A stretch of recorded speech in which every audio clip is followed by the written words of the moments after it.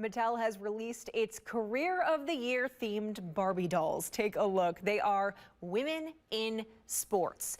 The dolls are dressed to represent 4 sports-related careers. In a release, Mattel said these new career-themed Barbies can encourage girls to get involved in sports, which can help develop life skills and raise confidence. Among them are an athlete, a referee, a sports reporter, and there's the sports reporter, and a general manager Barbie who, take a look, is really meaning business in her blue and white pinstripe power suit. Love it. It remains to be seen if Mattel's evolution of dolls and the Barbie movie will have an effect on toy sales.